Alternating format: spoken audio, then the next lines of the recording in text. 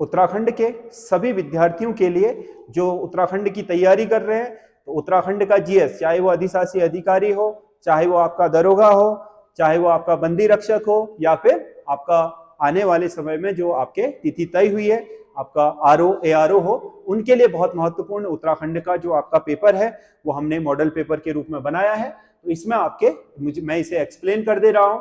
आप हमारे संजय देव क्लासेस करके जो आपका चैनल है टेलीग्राम में, वहां से आपकी इसकी पीडीएफ प्राप्त करके खुद कर लें, यहां से मिलान कर लें।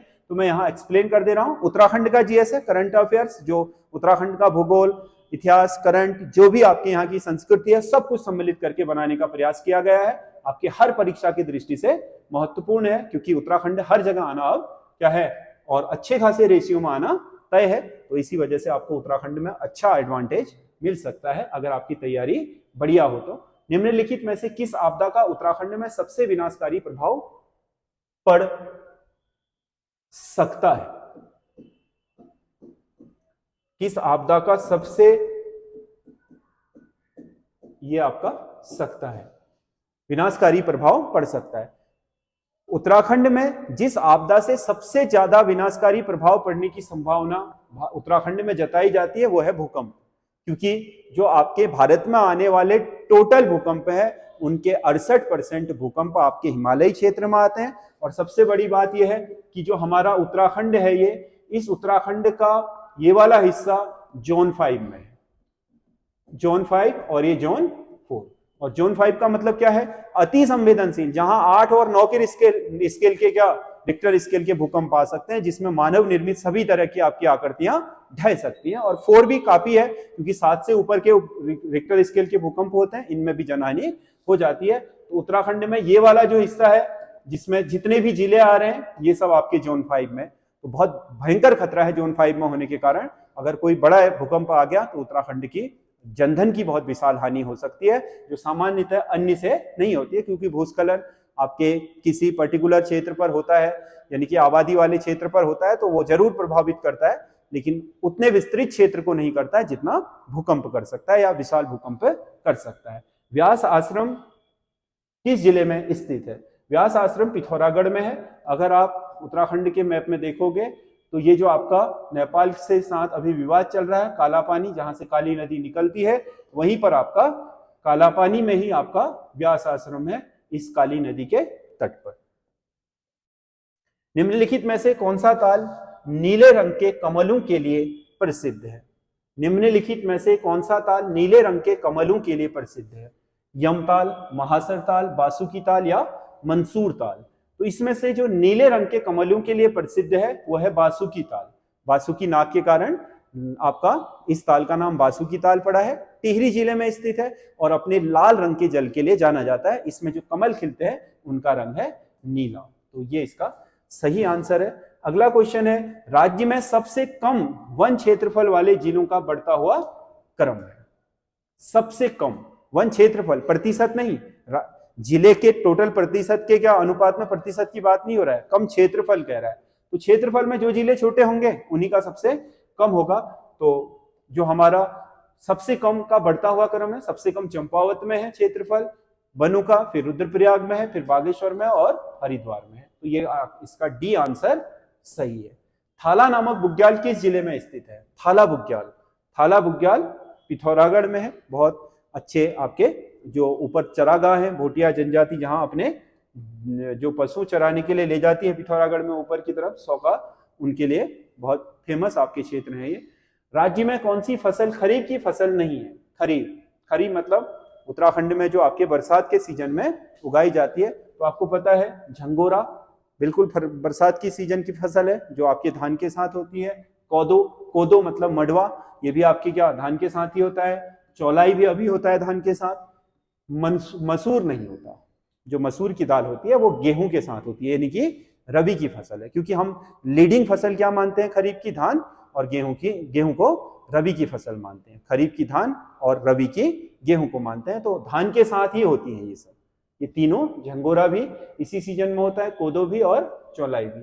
मसूर गेहूं के साथ होता है। तो इसका सही आंसर डी है। अगला क्वेश्चन है, नंदा देवी राष्ट्रीय पार्क से संबंधित छीनो झपटो आंदोलन किस गांव में आरंभ हुआ था? छीनो झपटो आंदोलन, नंदा देवी राष्ट्रीय पार्क में स्थानीय ग्रामीणों ने अपने अधिकारों को बनाए रखने के लिए एक आंदोलन शुरू किया था, उसे बोलते हैं छीनो झपटो आंदोलन। ये आपका 21 जून 1998 को शुरू हुआ था। 21 जून 1998 को शुरू हुआ था और इसकी शुरुआत हुई थी चमोली के लाता गांव से। उसके बाद फिर रैणी और आपका अन्य जो गांव है इनमें फैला। इसमें से आपके कुछ गांव चमोली के हैं, एक टिहरी का भी है, परंतु क्या जो चमोली के इस नंदा देवी राष्ट्रीय पार्क से लगे हुए जो आपके गांव थे उन लोगों ने अपने जो छोटे मोटे अधिकार है वहां से आपके पशुओं के लिए चारा लाना, इन सब पर अपना हक जताने के लिए आंदोलन शुरू किया था। उत्तराखंड कोऑपरेटिव रेशम फेडरेशन कहाँ स्थित है? उत्तराखंड की जो रेशम फेडरेशन है कोऑपरेटिव, वो आपका कहाँ है? प्रेमनगर देहरादून में है। ये एकमात्र आपका कोऑपरेटिव फेडरेशन है, किसके लिए? रेशम उत्पादन के लिए उत्तराखंड में। अगला, ई कचरा प्रबंधन में उत्तराखंड को देश में कौन सा स्थान मिला है? ये करंट अफेयर्स का क्वेश्चन है। हाल ही में जो रैंकिंग जारी करी है, ई कचरा मतलब इलेक्ट्रॉनिक कचरा, जैसे टीवी है, आपका फ्रिज है, आपका कंप्यूटर है, मोबाइल है, इस कचरे का प्रबंधन, क्योंकि इसमें बहुत हानिकारक आपके जो आपके अर्धचालक हैं उनका प्रयोग किया जाता है, सिलिकॉन है, आपका लेड है, ये सब आपके पर्यावरण के लिए काफी हानिकारक होते हैं। इसीलिए अब ई कचरा प्रबंधन में सरकार ने एक नियम लिखा दिया है कि जो कंपनियां इनको बेच रही हैं प्रोडक्ट को, वही इस कचरे का प्रबंधन भी करेंगे। ये नियम हाल ही में लागू हुआ है, लेकिन पहले से आपका कचरा प्रकृति में बहुत बिखरा हुआ है, तो उसका प्रबंधन, उसका मैनेजमेंट करने में उत्तराखंड को देश में मिला है दूसरा स्थान। ई कचरा प्रबंधन में उत्तराखंड को मिला है दूसरा स्थान। पहले स्थान पर हरियाणा है, पहले स्थान पर हरियाणा है। अगला क्वेश्चन है, निम्नलिखित में से कौन सा केदार चौखंबा शिखर पर स्थित है? चौखंबा, चौखंबा पहाड़ी पर कौन सा केदार है? मदमहेश्वर। पंच केदारों में मदमहेश्वर आपका कौन सा केदार है? आपका सबसे नीचे की तरफ से आप शुरू करते हो तो सबसे पहला केदारनाथ, फिर दूसरा मदमहेश्वर, फिर ऊपर को जाते हो तो आपका क्या है? तुंगनाथ, फिर उससे ऊपर जाते हो तो रुद्रनाथ मुखभाग वाला, और ऊपर जाते हो तो कल्पनाथ जटाओं वाला। तो मदमहेश्वर नाभि भाग की पूजा होती है इसमें, और ये आपका किस पर है? चमोली के आपके चौखंबा शिखर पर। कौन सा एक घन वाद्य यंत्र नहीं है? घन मतलब जिसे पीट करके या आपके मार करके थपकी दे करके आपका तैयार बजाया जाता है, उसे हम घन वाद्य यंत्र बोलते हैं। तो मंजीरा तो है ही घन, करताल भी है, थाली भी है, नागफणी नहीं है। ये सुशिर वाद्य यंत्र है, यानी कि जिसे हम फूंक मार करके बजाते हैं। उत्तराखंड में आश्विन मास की संक्रांति को मनाया जाने वाला त्योहार है। आश्विन मास की संक्रांति को, यानी कि आश्विन मास जिस दिन से शुरू होता है तो उस संक्रांति को बोलते हैं, उस संक्रांति में उत्तराखंड में जो त्योहार मनाया जाता है उसे बोलते हैं गौ त्योहार या खतुड़वा। ये उत्तराखंड के केवल कुमाऊं रीजन में मनाया जाता है। इसके पीछे आपका पता है वो जो खतुड़वा आपके पवारों का सेनापति था, उसका वो शहीद हो गया था, समझ गया ना? तो उसी की याद में आपके उसी विजय के उपलक्ष्य में कुमाऊं के चंद शासक इस आपके त्योहार को मनाते हैं। और क्योंकि गाय चंदू का क्या था? राष्ट्रीय चिन्ह था, इसीलिए इसमें जो आपका नारा लगा दिया जाता है, गाय की जीत कथुड़वा की हार, यानी कि कथुड़वा उनकी हार थी और गाय यहाँ का जो इनका प्रतीक था, चिन्ह, उसकी इसके झंडे की जीत थी। तो इसीलिए इसमें खतुड़वा में जो खतुड़वा का पुतला जलाया जाता है और जो मसाल जला करके नारे लगाए जाते हैं, वो गाय की जीत खतुड़वा की हार का नारा लगाया जाता है।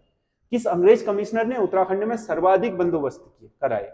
उत्तराखंड में अंग्रेजों के समय जो 11 बंदोबस्त हुए, उनमें से डायरेक्ट और इनडायरेक्ट 7 बंदोबस्तों में ट्रेल इन्वॉल्व था। टोटल जितने भी बंदोबस्त हुए उनमें 7 बंदोबस्तों में या तो डायरेक्ट था ट्रेल ने या फिर उसमें इन्वॉल्व था। तो इसमें सही आंसर होगा colonel trail, William trail. Amrit Bharat railway station योजना में भारत रेलवे स्टेशन योजना में प्रधानमंत्री द्वारा निम्नलिखित में से किस स्टेशन का शिलान्यास नहीं किया गया है?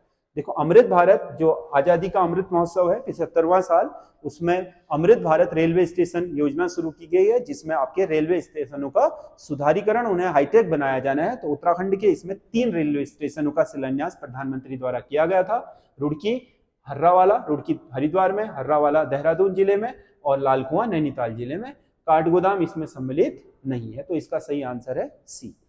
झंडा साहिब दरबार को 1707 में किसके द्वारा निर्मित कराया गया था? वैसे झंडा साहिब दरबार की आपकी जो आपके स्थापना है वो तो गुरु रामराय ने ही कर दी थी, परंतु उसे भव्य जो गुरुद्वारे का रूप दिया, निर्माण कराया, वो माता पंजाब कौर ने कराया था।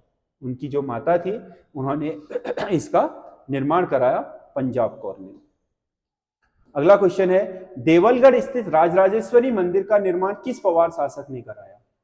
राजराजेश्वरी मंदिर देवलगढ़, पवारों की क्या ईष्ट देवी जो है, कुल देवी राजराजेश्वरी, जो नंदा का ही रूप है, इसका निर्माण कराया था अजयपाल ने।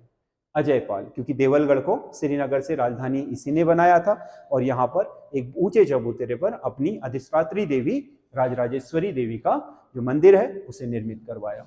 उत्तराखंड का पहला वाष्पीकरण द्वारा पेयजल प्रदान करने वाला प्लांट कहां पर स्थापित किया जा रहा है? मतलब एक तरीके से डिस्टिल वाटर, मतलब आपका वाष्पीकृत, मतलब जो आपका खराब पानी है उसे वाष्पीकृत करके वाष्प में बदला जाएगा, फिर उसके बाद ठंडा करके उसे पानी में बदला जाएगा।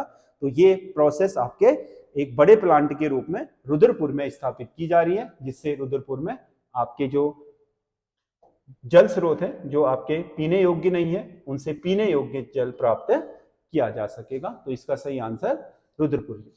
हाल ही में उत्तराखंड के किस मंदिर को राष्ट्रीय स्मारक का दर्जा दिया गया है? भारत के पुरातत्व विभाग द्वारा, राष्ट्रीय पुरातत्व विभाग द्वारा आपके जो तुंगनाथ मंदिर है, जिसमें शिव के भुजाओं की पूजा होती है, बाजू की पूजा होती है, तुंगनाथ आपका पंच केदारों में से एक, इसे आपका राष्ट्रीय स्मारक का दर्जा दे दिया गया है। राष्ट्रीय स्मारक मतलब नेशनल मोमेंटो स्मारक।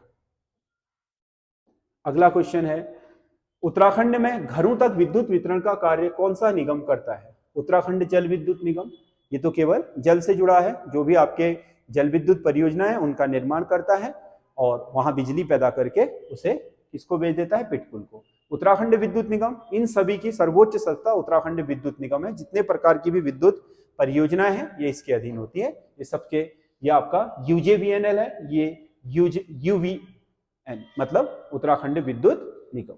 पिटकुल क्या करता है? इनसे जो बिजली खरीदता है उनके पारेषण का काम करता है, यानी कि 132 केवी से ऊपर की जो आपके बिजली के सब स्टेशन होते हैं उनका निर्माण करता है और आपके 132 केवी के सब स्टेशनों तक आपका बिजली पहुंचाने का काम करता है। तो पिटकुल आपका क्या है? पावर ट्रांसमिशन, यानी कि एक जगह से पावर को दूसरी जगह तक पहुंचाना। Power transmission corporation of Uttarakhand limited, PTCUL, ये आपका ट्रांसमिशन करता है। पारेषण, वितरण कौन करता है? यूपीसीएल। 132 केवी के स्टेशनों, सब स्टेशनों तक जब पिटकुल पहुंचा देता है तो वहां से घरों तक जो बिजली की सप्लाई है, कनेक्शन है, बिजली का बिल जमा करना है, वो काम है आपका यूपीसीएल का, उत्तराखंड पावर कॉर्पोरेशन लिमिटेड का, यूपीसीएल।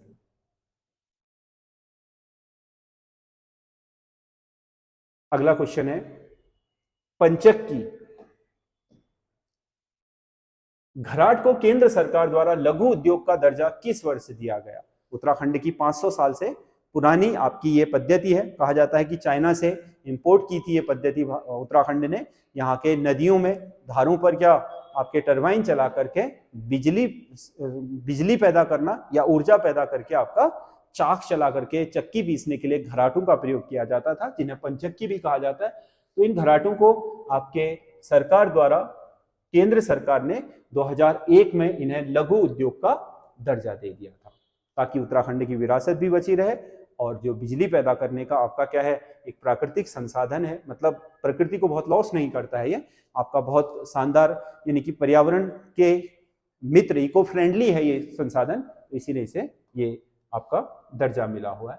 अगला क्वेश्चन है, निम्नलिखित में से कौन सा उद्योग सुमेलित नहीं है? सूती वस्त्र उद्योग नैनीताल, ऊनी वस्त्र, सही है, ऊनी वस्त्र उद्योग है नैनीताल में। कालीन उद्योग पिथौरागढ़, कालीन और दन उद्योग पिथौरागढ़ में है। ताम्र उद्योग ये अल्मोड़ा में है, ये भी ठीक है, तांबे की नगरी है अल्मोड़ा। कत्था उद्योग ये देहरादून में नहीं है, ये गलत है, ये हल्द्वानी में है। कत्था उद्योग उत्तराखंड में हल्द्वानी में है। गढ़वाल पोस्ट नामक समाचार पत्र कहां से प्रकाशित होता है? गढ़वाल पोस्ट आपका दैनिक है आपके, ये देहरादून से प्रकाशित होता है और अंग्रेजी का है। देहरादून से प्रकाशित होता है और अंग्रेजी का है। हेमवती नंदन बहुगुणा किस पार्टी से संबंधित नहीं रहे? उत्तराखंड के बड़े आपके बहुत बड़े राजनीतिक व्यक्तित्व आपके, जिन्होंने उत्तर प्रदेश की और भारत की राजनीति में एक महत्वपूर्ण भूमिका निभाई थी और उत्तर प्रदेश के मुख्यमंत्री भी रहे। तो सबसे पहले ये थे आपके कांग्रेस पार्टी से, कांग्रेस के पार्टी के द्वारा ही ये आपके मुख्यमंत्री के रूप में निर्वाचित किए गए। उत्तर प्रदेश के मुख्यमंत्री कांग्रेस पार्टी से बने थे। फिर उसके बाद इन्होंने लोकतांत्रिक समाजवादी पार्टी बनाई, इसमें ये सफल नहीं हो पाए। फिर चौधरी चरण सिंह के साथ मिलकर के इन्होंने दलित मजदूर किसान पार्टी का गठन किया। तो ये भी आपका सही है, ये भी सही है। जनता दल से संबंधित डायरेक्ट नहीं रहे, जनता दल के मतलब सदस्य नहीं थे ये जनता दल।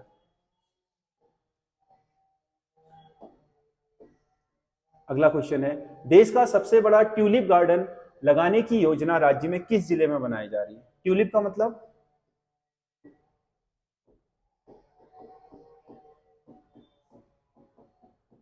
फूलों का बागान या बगीचा, जिसमें तरह तरह के फूलों को आपके पर्यटकों के लिए या बड़े पैमाने पर उगाया जाता है। तो देश का सबसे बड़ा ट्यूलिप गार्डन लगाने की योजना पिथौरागढ़ के मोस्टा मानो में बनाई गई है। तो यहीं पर देश का सबसे बड़ा ट्यूलिप गार्डन भविष्य में लगेगा। अभी तो आपके जम्मू कश्मीर में है देश का सबसे बड़ा ट्यूलिप गार्डन।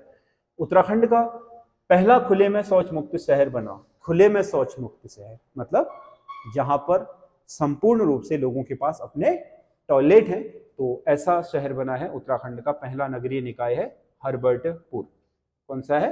हरबर्टपुर। ये आपके 25 क्वेश्चन है। विभिन्न आपके तरह के क्वेश्चनों को लिया गया है विविधतापूर्ण तरीके से। आपको कैसे लग रहे हैं कमेंट करके बताइएगा और करिएगा जरूर। ये आने वाले समय में आपकी जो परफॉर्मेंस है उसे बहुत अच्छे तरीके से आपके चेक करेंगे, एग्जामाइन करेंगे। आगे आने वाले समय में ये तय करेगा कि आप कितने अच्छे परफॉर्मर हैं और परीक्षाओं में आपका कैसा आपका परफॉर्मेंस रहेगा। तो इसके लिए ये प्रश्न पत्र बनाए गए हैं। आप कमेंट करके आप हमें अपने सुझाव लिख सकते हैं और वीडियो कैसा लगा इसे आप कमेंट बॉक्स पर लिख करके हमें बताइए।